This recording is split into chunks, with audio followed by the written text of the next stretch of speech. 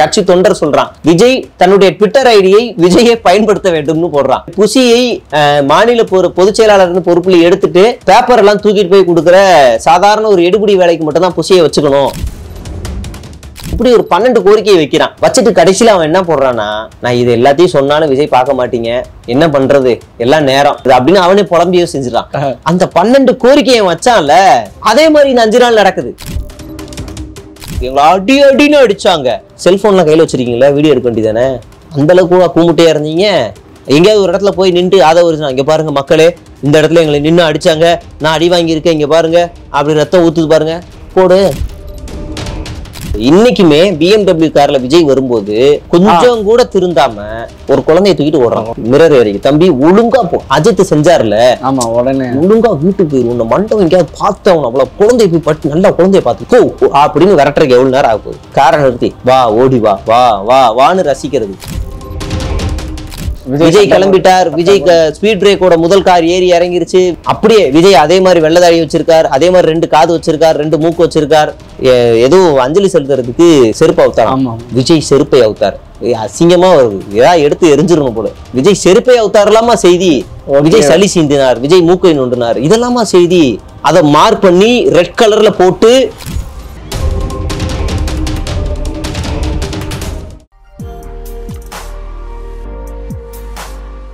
அகாடமிவர்ஸ் எல்லாருக்குமே வணக்கம். இன்னைக்கு நம்ம கூட TN ட்ரோல் மீடியா ஜெயகுமார் அவர்கள் தான் இருக்காரு. சமீபத்திய அரசியல் நிகழ்வுகள் பத்தி பேச போறோம். வாங்க அவர்கிட்ட பேசலாம். பிரதர் வணக்கம். வணக்கம் பிரதர், எப்படி இருக்கீங்க? சூப்பரா இருக்கும் பிரதர். நம்மளோட திமுக சேர்ந்த PTR பழனிவேல் சார் வந்து டிவிக்கு வரப்போறாருன்ற மாதிரிலாம் ஒரு நியூஸ் போயிட்டு இருந்துச்சு, பார்த்துருப்பீங்க.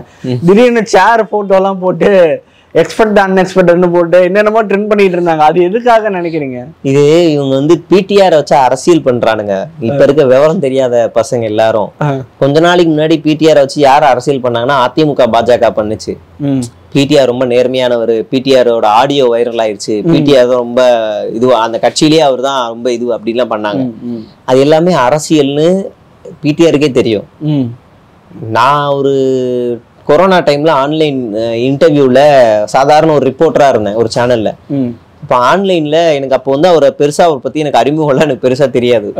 ஆன்லைன்ல ஒரு இன்டர்வியூ மாதிரி ஜூம் கால் மாதிரி எல்லா ரிப்போர்ட்டர்ஸும் இருக்காங்க. ஒரே ஒரு கேள்விதான் கேட்டேன். அதுக்கு பதில் மட்டும் நான் என்னால எழுதவே முடியல. 1/2 மணி நேரம் டேட்டா கூட பேசிக்கிட்டே இருக்காரு, கடன்னு பேசுறாரு. நார்மல் டெட் பாடி இந்த கொரோனா டைம்ல நார்மலா நோயால் செத்தவங்களுடைய பட்டியல் இதுக்கு முன்னாடி, இப்போ சுகரோட பேஷண்ட்ஸ் லெவல் இவ்வளோ, இயற்கை மரணங்கள் இவ்வளோ, ஆக்சிடென்ட் இவ்வளோ நடந்திருக்குங்க.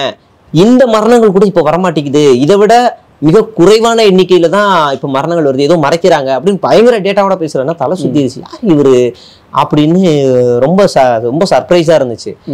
அதுக்கப்புறமா நான் யோசிச்சு, எனக்கு அப்ப அரசியல் அறிவே கிடையாது எனக்கு சுத்தமா. அப்ப யாரா இவருன்னு தேடி போய் பார்த்தா இவரை ரிசர்ச் பண்ணி நான் 2016லயே மதுரைக்கு போயிருக்கேன். மதுரையில இவர் அப்பதான் நிக்கிறார் தேர்தல்ல. அமெரிக்காவில இந்த கால் எல்லாம் உடஞ்சிச்சுன்னா ஒரு ஸ்டாண்டு செய்வாங்க, அந்த நிறுவனம் வச்சிருக்கிறாரு, அதை விட்டுட்டு இங்க வந்திருக்காரு அப்படின்னு பார்க்கும்போது இவரை பத்தின வரலாறு படிக்கிறதுக்கு முன்னாடி இவங்க அப்பாவை பத்தின வரலாறு நம்ம படிக்க வேண்டியிருக்கு. இவங்க அப்பாவை பத்தின வரலாறு படிக்கிறதுக்கு முன்னாடி இவங்க தாத்தாவோட வரலாறை பத்தி படிக்க வேண்டியிருக்கு. பரம்பரையா அரசியல் குடும்பம் அந்த திராவிட அந்த நீதி கட்சியில இருந்து வராங்க. முதலமைச்சருடைய பேரன் இவரு. அப்ப இவர் பக்கா டேட்டாவோட பேசக்கூடியவர். இவரை காய் நகர்த்தி இவரை வச்சு அரசியல் நகர்த்துறது அவங்க பண்ணாங்க. இப்ப இவங்க பண்றானுங்க, வாங்க பண்ணிக்கலாம் அப்படின்னு. அதுக்கெல்லாம் ஒரு அசர்ற ஆளே கிடையாது. அவர் முன்னாடி டேட்டாவோட பேசுறதுக்கு ஆதரவுல ஓடி போயிருவார், தெரிச்சு ஓடி இருக்கும். நீங்க ஒரு கேள்வி கேட்டாலும் ஓடிடுவாங்க. சரி, இவரை திடீர்னு தூக்கிட்டு வந்து என்ன நரேட் போயிட்டு இருந்துச்சுன்னா, ஆக்சுவலி PTRக்கு ஒரு அதிருப்தி இருக்கு, அதனால அவர் வந்து தாவேக கூட பேச்சுவார்த்தையில இருக்காரு. அவர் ரொம்ப கூலா இருப்பாரு.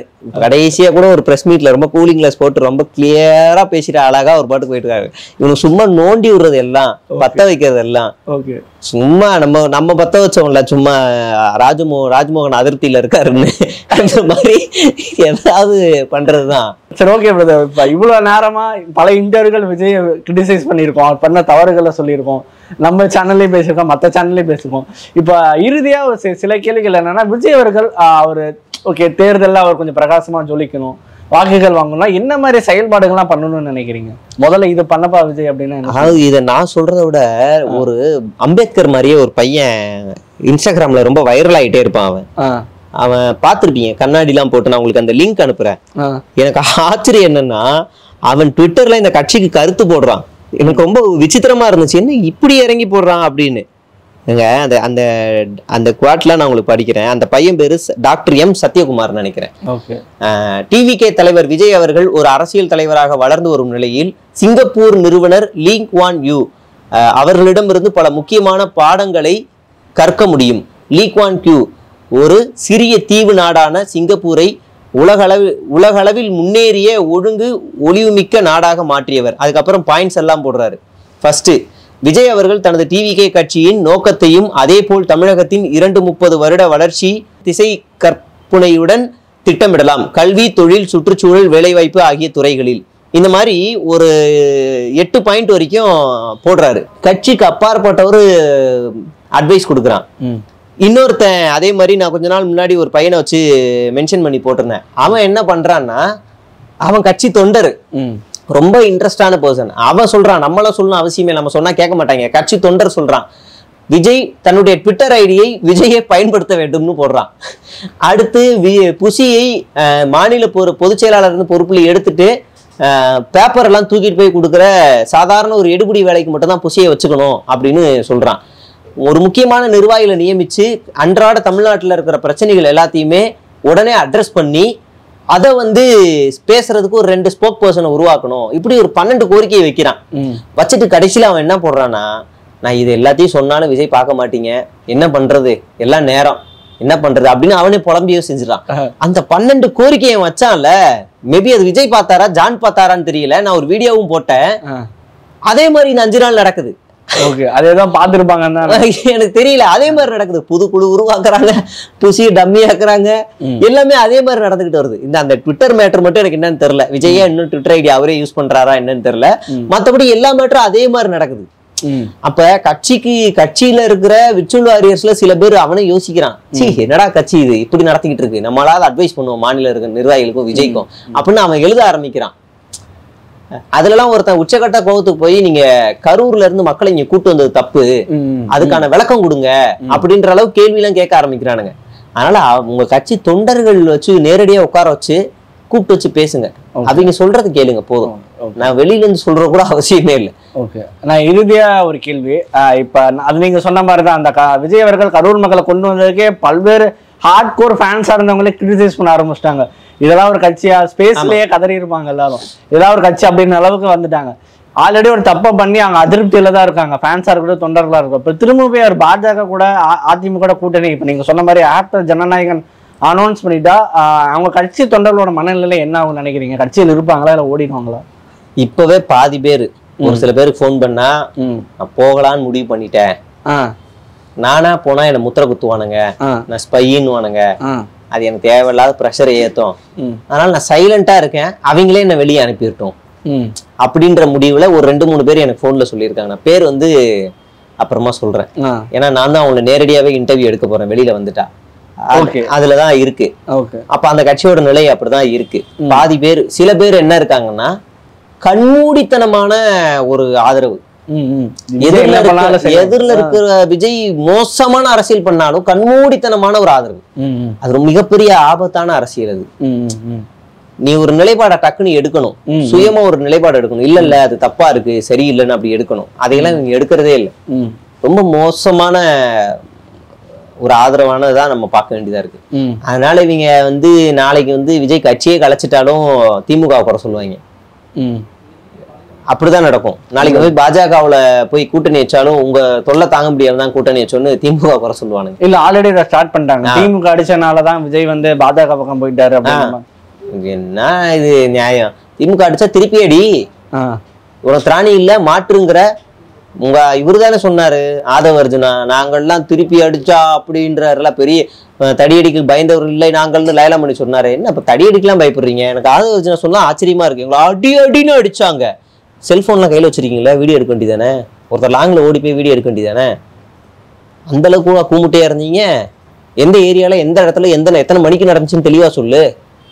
கரூர் மொட்டையா சொல்லாது. கரூர் என்ன தம்மாத்தோடு முட்டு சந்தா? அவ்வளவு பெரிய கரூர்ல எந்த இடத்துல எத்தனை மணிக்கு எப்போ எந்த காவல்துறை இவ்வளவு அடிச்சாங்க? இல்ல தூரமா நின்று யாராவது ஒருத்தர் போட்டோ எடுங்க, இல்ல அந்த தெருவில் ஏதாவது சிசிடிவி இருந்துச்சுன்னா ஓடும் போது அங்க போய் சொல்லுங்க.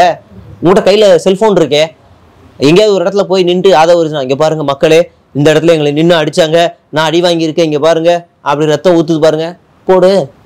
அப்பதான் நம்ம சும்மா நீ வீட்டுக்குள்ள போய் ஏசி ரூம்ல படுத்துக்கிட்டு அடிச்சாங்க கிடிச்சாங்கன்னா எப்படி நம்புறது? விஜய் அங்க சம்பவம் நடந்த அடுத்த செகண்ட் தெரிச்சு ஓடுனவர், வீட்டுக்குள்ள போய் பதுங்கினவர். 1-2 நாள் கழிச்சு அங்கிருந்து பாலவாக்கம் போய் வீடியோ போட்டு திரும்ப மறுபடியும் பட்டணப்பாக்கம் போயிட்டு வீடியோ போட்டு திரும்ப மறுபடியும் பாலவாக்கத்துல போய் மறுபடியும் படுத்துங்கினவர். 30 நாள் படுத்துங்கிட்டு இவன் அடிச்சாங்க குடிச்சாங்க இதெல்லாம் பண்ணா என்ன நியாயம்? இது ஆதாரம் கொடு. இஷ்டத்துக்கு அடிச்சு விடுறீங்க. 41 பிணங்கள் எங்களோட பிணங்களே கிடையாது, அதுல பாதி வெளியூர்ல இருந்து எடுத்துட்டு வந்தீங்க, ஊசி போட்டு கொண்டுட்டீங்கன்றீங்க.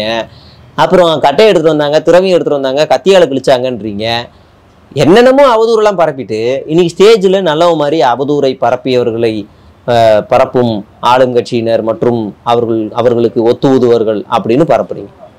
எந்த எந்த அவதூறு ஆளுங்கட்சி சார்பில் பரப்புனாங்க? ஏதாவது ஒன்று காட்டுங்க, ஏதாவது ஒன்று காட்டுங்க. சரி, நீ சொல்லிக்கிட்டு இருக்கிற குற்றச்சாட்டுகளுக்கு ஆச்சும் ஆதரவு காட்டு, ஆதாரம் காட்டு. கட்டையை எடுத்து அடிச்சாங்க, கத்தியால் கிழிச்சாங்க, லத்தியால் அடிச்சாங்கன்னா அதுக்கான ஆதாரமாவது காட்டு. ஏதாவது ஒன்றுத்துக்கு ஆதாரம் காட்டு. உன் மேல வைக்கிற குற்றச்சாட்டுக்கு ஆதாரம் காட்டு, இல்ல நீயே வைக்கிற குற்றச்சாட்டுக்கு ஆதாரம் காட்டு. எதுவுமே இல்லை. அப்ப யார் அவதூறு பரப்புறா? பொய். Okay okay. இறுதியா ஒரு கேள்வி. இது வரைக்கும் பிரச்சாரம் ஸ்டாப் பண்ணி 30 நாள் மேல ஆகுது. கடைசியா பிரச்சாரத்து போய் 30 நாள் ஆகுது. இதுக்கப்புறம் பிரச்சாரம் முறைகள் எப்படி இருக்கும்? ஏதாவது மாற்றம்? அதான் கூட இருக்கிறவங்கள நம்பி நாசமா போயிட்டாரு, சீரழிஞ்சு போயிட்டாரு. அதனாலதான் ஓய்வு பெற்ற முன்னாள் காவல்துறை அதிகாரிகளை கூப்பிட்டு ஒரு வடிவமெல்லாம் ஏற்பாடு பண்றதுக்காக ஒரு சிறப்பு குழு அமைச்சிருக்காரு. அந்த குழு விஜய் பார்க்கல. அந்த குழுல எத்தனை பேர் யார் யார் இருக்கா, எந்தெந்த பொசிஷன்ல இருந்து வந்தவங்கள யாருக்கும் தெரியாது, விஜய்க்கு தெரியாது. இந்த குழுவை விஜய் புஷி ஆனந்தும் ஆதவும் தான் பார்த்தாங்க. இவர் சும்மா சைன் அத்தாரிட்டி மட்டும் வீட்டுல தூங்கிட்டு போட்டவர் தான்.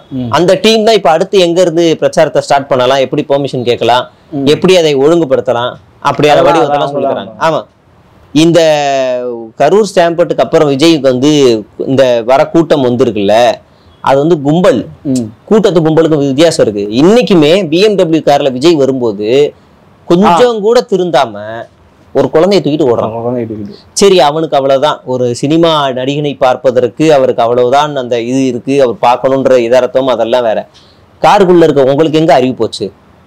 மிரரை இறக்கி வண்டியை நிறுத்து பண்ற, வண்டி மிரரை இறக்கி தம்பி ஒழுங்கா போ. அஜித் செஞ்சார்ல, ஆமா, உடனே ஒழுங்கா வீட்டுக்கு போயிரும். உன்னை மண்டபம் எங்கேயாவது பார்த்தவன் அவ்வளவு குழந்தைய போய் பட்டு நல்லா குழந்தைய பார்த்துக்க. என்ன ஓடுற? நான் என்ன, என் மூஞ்சி என்ன, என் மூஞ்சி என்ன, நான் இதுவா நானு போ அப்படின்னு விரட்டுறதுக்கு எவ்வளவு நேரம் ஆக போகுது? காரை நிறுத்தி வா, ஓடி வா, வா வா வான்னு ரசிக்கிறது. சரி, அவர் பண்ணல, பொதுச் செயலாளர் பட்டு போ வீட்டுக்கு போடா, என்ன பண்ணிட்டு போ வீட்டுக்கு போடா அப்படின்னு அனுப்பி விட வேண்டியதானே? கொஞ்சம் கூட திருந்தல, கொஞ்சம் கூட திருந்தல. இந்த ஊடகமும் இந்த அவங்களும் கொஞ்சம் கூட திருந்தல. இன்னைக்கும் 7 லைவ் அதே பாட்டை போட்டு 7 லைவ். விஜய் கிளம்பிட்டார், விஜய் ஸ்பீட் பிரேக்கோட முதல் கார் ஏறி இறங்கிருச்சு, விஜயோட கார் பாருங்க, அவரு அந்த காரை ஒரு ஆட்டோ ஓவர்டேக் பண்ணுது, அதுவும் இண்டிகேட்டர் போட்டுருச்சு. அப்படியே விஜய் அதே மாதிரி வெள்ளதாடி வச்சிருக்கார், அதே மாதிரி 2 காது வச்சிருக்கார், 2 மூக்கு வச்சிருக்கார். இல்ல ஒரு சேனல் போட்டிருந்தாங்க, காரில் அமைதியாக உட்கார்ந்து இருந்தா. அப்ப உள்ள உட்காந்து கூத்தடிச்சு ஆடிட்டு வருவாங்களா? அதெல்லாம் இன்னொரு ஊடகம்லாம் போடுது. ஏதோ அஞ்சலி செலுத்துறதுக்கு செருப்பு அவுத்தாராம். விஜய் செருப்பை அவுத்தார். அசிங்கமா வருது, ஏதாவது எடுத்து எரிஞ்சிடணும் போல. விஜய் செருப்பை அவுத்தாரலாமா செய்தி? சரி, விஜய் சளி சீந்தினார், விஜய் மூக்கை நோண்டினார், இதெல்லாமா செய்தி? ஒரு என்ன லெவலுக்கு கீழே இறங்கிட்டாங்க பாருங்க. அதை மார்க் பண்ணி ரெட் கலர்ல போட்டு குனிஞ்சு செருப்பு எடுக்கிற மார்க் பண்ணி ஒரு செய்தியா போடுற அளவுக்கு இந்த ஊடகங்கள் மாறி இருக்கு. விஜய் செருப்பை எடுத்தாராம், எதுக்கு? ஓகே பிரதர், நான் கொஞ்ச நேரத்துக்கு அப்புறம் சரி விஜய்க்கு பாசிட்டிவா எடுத்துட்டு போலாம், இல்லை ஏதாவது ட்ரை பண்ணேன், அது ஒரு அடவே இல்லை. ஓகே பிரதர், ரொம்ப நன்றி பிரதர். இவ்வளோ நேரம் உங்களோட கருத்துக்கள் ரொம்ப நல்லா இருந்தது. இப்போ ஏன்னா இப்போ நிறைய பேருக்கு அது ஐ ஓப்பனிங்காக இருந்திருக்கும். இன்டைரக்டா என்ன நடக்குது, கூட்டணி அவர் என்ன பண்ண போறாரு, விஜய்கிட்டயே முழு அதிகாரம் போச்சு அப்படின்றத நிறைய பேருக்கு இப்போதான் தெரிஞ்சிருக்கும். ஸோ உங்களோட கருத்துக்களுக்கு ரொம்ப நன்றி பிரதர். இன்னொரு காலம் சந்திப்போம். நிச்சயமா நிச்சயமா.